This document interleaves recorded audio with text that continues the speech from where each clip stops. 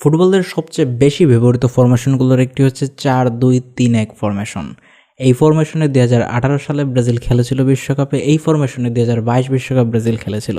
2018 বিশ্বকাপে ব্রাজিলের অ্যাটাক ছিল অনেকটা এরকম। আক্রমণ ভাগে নাম্বার 9 ছিলেন গ্যাব্রিয়েল হেসুস, 3 জন অ্যাটাকার ছিলেন নেইমার জুনিয়র, কুতিনহো এবং উইলিয়ান। ডিফেন্সের দায়িত্বে 4 জন থাকার সাথে সাথে মিডফিল্ডে ছিলেন পলিনা এবং ক্যাসেমিরোর জুরি। 2022 বিশ্বকাপও কিন্তু সেম জিনিসই রেপ্লিকেট করা হয়, যেখানে নাম্বার 9 ছিল রিচার্লিসন, লেফট উইঙ্গার ছিল ভিনিসিয়াস জুনিয়র, মিডফিল্ডার ছিলেন নেইমার এবং রাইট উইঙ্গার ছিলেন রাফিনহা এবং মিডফিল্ডে ছিলেন ক্যাসেমিরো এবং পাকোয়েতার জুটি। তাহলে কি এই ফরমেশনটা 2026 বিশ্বকাপেও কার্লো আনচেলত্তি রেপ্লিকেট করতে চলেছেন? যদি সেটা করে থাকেন তাহলে ব্রাজিলের একাদশ কেমন হতে পারে? আজকের ভিডিওতে সে সম্পর্কে আমরা আলোচনা করব। ব্রাজিলের ট্যাকটিক্যাল অ্যানালাইসিস সিরিজের এই সমস্ত ভিডিওগুলো আপনি এই প্লেলিস্টে ক্লিক করে দেখতে পারেন। দেখুন, প্রথমত এই ফরমেশনটা ফুটবলের সবচেয়ে বেশি ব্যবহৃত ফরমেশন হওয়ার অন্যতম কারণ হচ্ছে একে ইমপ্লিমেন্ট করা অনেক বেশি সহজ। এখানে প্রত্যেকটা সেগমেন্ট খুব ভালোভাবে কিন্তু কম্পার্টমেন্টালাইজ করা থাকে, যেখানে ডিফেন্স আলাদা করা থাকে, মিডফিল্ড আলাদা করা থাকে, ডিফেন্সিভ মিডফিল্ড আলাদা করা থাকে এবং নাম্বার 9 হিসেবে একজন থাকে। এখানে একজন স্ট্রাইকার রাখার সবচেয়ে বড় যে সুবিধাটা সেটা হচ্ছে রেফারেন্স স্ট্রাইকার হিসেবে তাকে রাখা যায় এবং প্রত্যেকটা অ্যাটাক তার কেন্দ্রে গিয়ে হয়। এই ক্ষেত্রে ট্যাকটিক্সে খুব বেশি জটিলতা দেখা যায় না এবং এটাকে জাতীয় দলে ইমপ্লিমেন্ট করা অনেক বেশি সহজ।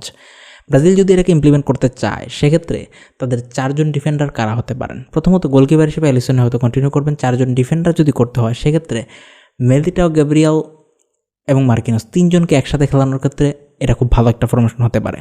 তার সাথে যে কোনো একজন ফুল ব্যাক ইউজ করা যেতে পারে। অর্থাৎ ব্রাজিল 4 ডিফেন্স খেলছে কিন্তু তার মধ্যে 3 জন সেন্টার ডিফেন্সিভ মিডফিল্ডার হিসেবে তারা শুরু করতে পারে।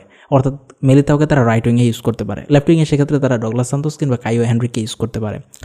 মিডফিল্ডে যেহেতু 2 জনকে খেলাতে হবে সেই ক্ষেত্রে ব্রাজিলের ক্যাসেমিরো এবং ব্রুনো গিমারেসকে খেলানো উচিত। 2 জন একই সাথে ডিফেন্সের শিল্ডিং হিসেবে কাজ করবে, অপর দিক দিয়ে অ্যাটাকিংয়ে বল সাপ্লাইয়ের ক্ষেত্রে তারা খুব ভালো ভূমিকা রাখতে পারবে। 3 জন অ্যাটাকার যদি ব্রাজিলে খুঁজতে হয় তাহলে এখানে কিন্তু অনেকটাই ব্যাক পেতে হবে। দেখুন, লেফট উইংয়ে কিন্তু ভিনিসিয়াস জুনিয়রই থাকছেন। রাইট উইংয়ের ক্ষেত্রে আপনাকে সুযোগ দিতে হবে এস্তেবাও বা রাফিনার মধ্যে যে কোনো একজন, 2 জনকে তো খেলানো যাবে না। সেক্ষেত্রে আপনার ড্রিবলিং অ্যাবিলিটি এবং অন্যান্য দিক দিয়ে আপনি হয়তো এস্তেবাওকে চুজ করতে পারেন, কিন্তু আমরা যদি এক্সপিরিয়েন্স এবং অন্যান্য জিনিস চিন্তা করি তাহলে রাইট উইংয়ে রাফিনার খেলার সম্ভাবনা অনেক বেশি। তিনি কিন্তু গত বিশ্বকাপে সেই পজিশনেই খেলেছিলেন। সেই ক্ষেত্রে একটা কাজ করা যেতে পারে, রাফিনাকে মিডফিল্ডে খেলিয়ে রাইট উইংয়ে এস্তেবাওকে খেলানো যেতে পারে এবং এটাকে নাম্বার 9 হিসেবে নেইমারকে খেলানো যেতে পারে। দেখুন, এটার আরেকটা অল্টারনেটিভ ফরমেশন এরকম হতে পারে। সেক্ষেত্রে ভিনিসিয়াস জুনিয়রকে লেফট উইংয়ের হিসেবে খেলিয়ে মিডফিল্ডে নেইমারকে খেলানো, রাইট উইংয়ে রাফিনাকে খেলানো এবং অ্যাটাকার হিসেবে এনরিককে স্টার্ট করানো। এনরিক কিন্তু দুর্দান্ত ফর্মে আছে, সে কিন্তু নাম্বার 9 হিসেবে ভালো পারফরমেন্সই করবে। দেখুন, এই ফরমেশনটা ব্রাজিলকে কী সুবিধা দিতে পারে? সবচেয়ে বড় কথা হচ্ছে এই ফরমেশনটা ব্রাজিল খুব সহজে ইমপ্লিমেন্ট করতে পারবে। তারপর 2022 বিশ্বকাপের সাথে এই দলটার খুব বেশি ডিফারেন্স হবে না। অর্থাৎ বেশিরভাগ প্লেয়ারের বিশ্বকাপ খেলার এক্সপিরিয়েন্স আছে, এরকম প্লেয়াররা কিন্তু একাদশে জায়গা করতে পারবেন। 4-2-3-1 ফরমেশনে ব্রাজিলের যে একাদশ হচ্ছে সেটাকে সাথে যদি 2022 বিশ্বকাপের দলে তুলনা করি তাহলে অনেকটাই সিমিলারিটি আছে। লেফট উইংয়ে ভিনিসিয়াস জুনিয়র কমন আছেন, রাইট উইংয়ে রাফিনা কমন আছেন, মিডফিল্ডে নেইমারও কমন আছেন। আর যে সেন্ট্রাল ডিফেন্সিভ মিডফিল্ড আছে সেক্ষেত্রে ব্রুনো গিমারেস যুক্ত হচ্ছেন নতুন করে। তিনি কিন্তু বিশ্বকাপের একটা ম্যাচে কিন্তু স্টার্টও করেছিলেন। সো এই ক্ষেত্রে কিন্তু এক্সপিরিয়েন্সটা অনেক বেশি ম্যাটার করে যায়। নাম্বার 9 হিসেবে লাস্ট বিশ্বকাপে রিচার্লিসন শুরু করেছিলেন, কিন্তু এই বিশ্বকাপে হয়তো এনরিককে শুরু করা হতে পারে।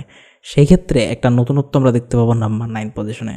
আর আমরা যদি ডিফেন্সের ক্ষেত্রে চিন্তা করি, মার্কিনিয়াস এবং এডার মিলিটাও এই 2 জন তো রেগুলার খেলছিলেন এই বিশ্বকাপে। সো এক্ষেত্রে কিন্তু এক্সপিরিয়েন্সটা অনেক বেশি হেল্পফুল হয়ে যায়। দ্বিতীয় যে সুবিধাটা ব্রাজিল পাবে সেটা হচ্ছে খুবই সহজে এই ফরমেশনটা ব্রাজিল ইমপ্লিমেন্ট করতে পারবে। বিশ্বকাপের সময় খুব বেশি সময় থাকে না একটা ফরমেশনকে ট্যাকটিক্সে ঝালিয়ে নিতে। এই ফরমেশনটা সেই সব দলের বিপক্ষে ব্রাজিলকে হেল্প করতে পারে যেসব দলের বিপক্ষে ব্রাজিল অনেকটাই অ্যাটাকিং ফুটবল খেলতে চায়। সেক্ষেত্রে ডিফেন্সে খুব বেশি জোর হতে দেওয়া লাগবে না। এই ম্যাচগুলোর ক্ষেত্রে ব্রাজিল অ্যাটাকিংলি খুব ভালো ফ্লুইড একটা পারফরমেন্স দিতে পারে। ব্রাজিল চাইলে হাইতির বিপক্ষে তাদের সেকেন্ড ম্যাচেও এই ফরমেশনটা ইউজ করতে পারে। দেখুন, বিশ্বকাপে ব্রাজিলের মাল্টিপল ফরমেশন ইউজ করতে হবে। একটা মুখস্থ ফরমেশন নিয়ে চলে গেলে সেটাতে কিন্তু এই বিশ্বকাপ চলবে না।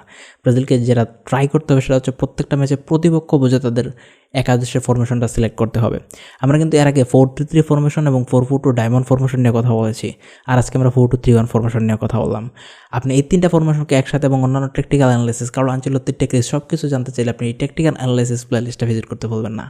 আর আমাদের চ্যানেল নতুন হলে অবশ্যই সাবস্ক্রাইব করে পাশে বেল বাটনটি অন করে দিন। ফেসবুক পেজে নতুন হলে অবশ্যই ফলো করে দিন। Thank you for watching this video.